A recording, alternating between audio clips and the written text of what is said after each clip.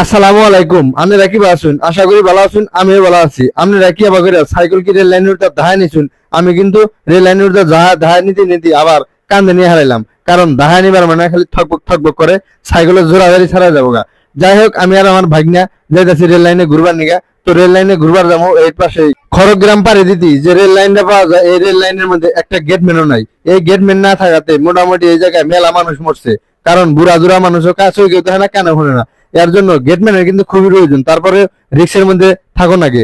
এই যে যাই হোক, কিছুদিন পরে রেল রুল শুরু হয়ে যায় চলো, তারপরে কিন্তু যদি রেল গেট না দেওয়া হয় তারপরে কিন্তু যে কত মানুষ মরবো। কারণ আওড়া গাড়া ধরে গেছে গা এই 2-3 বছরে রেল চলাচল বন্ধের কারণে। এর জন্য কিন্তু আমরা এখন ঘুরে যে কত শান্তি পাই। সাইকেল নিয়ে আহি, মোটর সাইকেল নিয়ে আহি, মানুষ একদিন দিন ঘুরতে ঘুরতে ফেরা ফেরা জায়গা। এর জন্য আজকে আমি আর আমার ভাগ্না ভাঙ্গা একটা সাইকেল নিয়ে, আমার যে ভাঙ্গা সাইকেলটা আছে সেই সাইকেলটা নিয়ে রেল লাইনে ঘুরবার নিয়ে। তো রেল লাইনে ঘুরার মজাই আলাদা। আবার ইন্দা সাইকেল চালাইতে চালাইতে যাইতেছে কিন্তু চালা হালাম না। এর জন্যই আমি সুন্দর করে সাইকেলটা দাহায় নিতেছি।